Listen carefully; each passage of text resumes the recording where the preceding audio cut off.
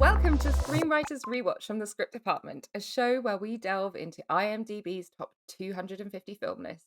This week, we're talking about the 1986 classic Stand By Me, where you can join us on our podcast for our full-length discussion and see whether or not they deserve their place in film history and in the Script Department vaults located alongside the train tracks on the back Harlow Road. But for now, Fiona is going to give us a little review of Stand By Me. Welcome, Fiona. Hello, nice to be here.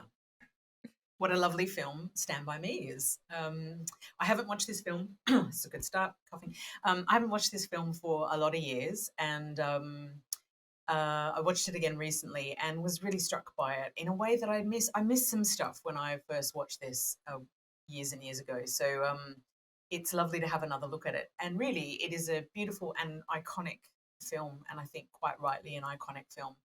And as screenwriters, I think if you're looking to write a coming of age film, this is a fantastic model in how to do so. It was written by Reynold Gideon and Bruce A. Evans, and it's based on the Stephen King novella The Body, which I think Stephen King has apparently purportedly said this is the best adaptation of his novella that has ever happened. And to be honest, I can't imagine that you would be able to adapt a novella as well as this production is absolutely incredible. And the story is set in the 1950s. It's the story of four 12-year-old friends living in Castle Rock in Colorado, Gordy, Chris, Vern, and Teddy. And they find out the location of a body of a boy who's gone missing, and they find out where his body is, and they decide to go and find it. They want to find the body, so that sets them off on their adventure. So, but interestingly, as they make their way across the country to find this body, we hear more about the characters, we hear about their lives, we hear about their challenges, and we bump into the bullies and the sort of antagonists in their life that they need to deal with. So that's the sort of coming of age journey that we take with them as we cross the country. And even though the film is an ensemble, Gordy, or is it Gordo? I get confused. I kind of call him both. But anyway, Gordy is the protagonist of the story, I think, because it's told through the eyes of the grown-up Gordy, who, and there's a really important inciting incident at the very beginning of the film, which sets us off onto why we're hearing this story now. And I think it makes perfect sense as to why the story is being told at that point by the grown-up Gordy. And Gordy is played by Richard Dreyfuss, largely through narration. We see him a little bit at the beginning and end, but it's largely a narrated role. But what I love about Dreyfuss is I think his voice is perfect for this film as the adult Gordy. And because he lulls us, particularly at the beginning, into this sort of seemingly gentle world of summertime in America, some sleepy Colorado town. And it's all very lovely, and there's this beautiful sort of long shots of wheat fields and sunshine and lovely things. And often in coming of age stories, the place or the world is romanticized. But what's lovely about this film is that actually, as we get into the film, as we get to know the characters in the story, we realize that the lives of these four boys are really complicated. They're all facing challenges, Gordy particularly as the protagonist. And they've got significant difficulties to deal with while they're trying to negotiate this path into adulthood that they don't really know. That they don't really know what they're crossing until they kind of get to it. And although the characters are young, they're surprisingly complex, I think. And I love the way this film handles youth in a really sophisticated way. They're not played down to. They're not sort of patronized in any way. And they deal with really big issues. So Gordy in particular has to come to terms with the fact that his brother's died and that he's not going to be his parents love this older brother, that becomes a mythologized character, and Gordy is then not seen by his parents. They are unable to see him because they're covered with grief, but also the dad just doesn't understand Gordy as a boy, as a writer, as someone who is artistically inclined. He's just misunderstood. And then Chris, who's Gordy's best mate, also is dealing with the fact that he's completely underestimated by society, and he has to work out whether to just that's his lot, and to just accept it or to fight against it. So the kind of big challenges, they're not sort of little kid issues, which I love, that the film handles that kind of complexity.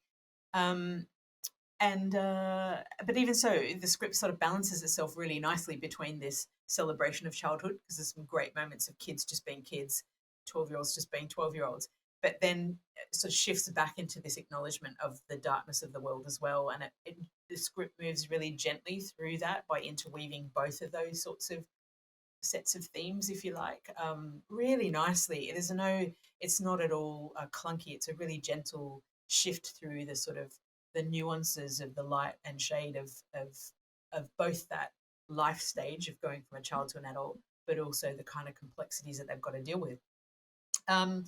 One of the other things I really love about it is the language in it. I think both the dialogue, the way the world is created, the way the characters are created, I think it pulls through from, and I'd love to see the script, but I think it pulls through from Stephen King's way of writing. He has a really simple and clear way of writing his books, and I think that definitely comes through into the script. There's a real lightness of touch in the dialogue. It's not wordy. It's really, everything seems to be really well chosen, but we also get, in a really simple and clear way, this really strong idea of the world and this really great understanding of the characters.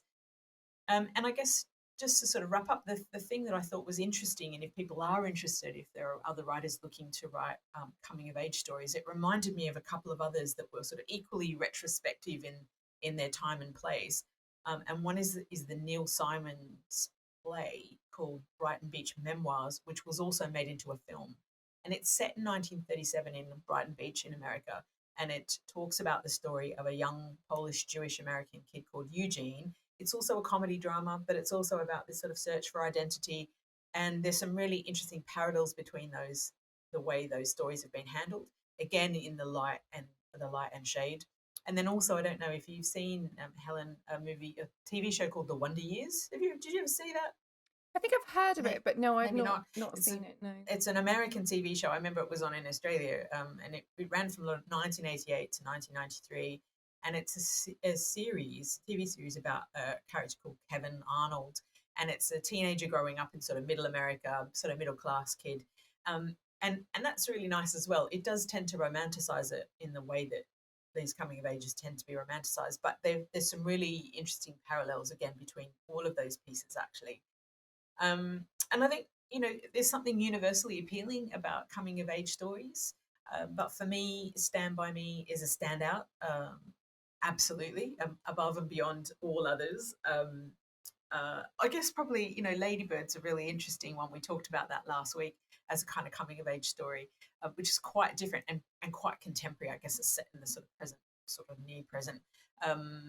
And again, there's some interesting comparisons there too. But there's something really appealing about this idea of a coming of age story. And I think Stand By Me does that really beautifully, both with its character portrayal, its depiction of the world at a particular point in time, and also the sort of non-condescending approach they have to that journey from childhood to adulthood, and really the lightness of touch of the dialogue, I think, are the kind of key things that I took from this. So yes, it's a definite 2 thumbs up from me. That's good to hear. We'll go into more of that discussion over on our podcast. So I hope you'll join us over there, and we'll be back for another review soon. Thanks, Fiona. Thanks.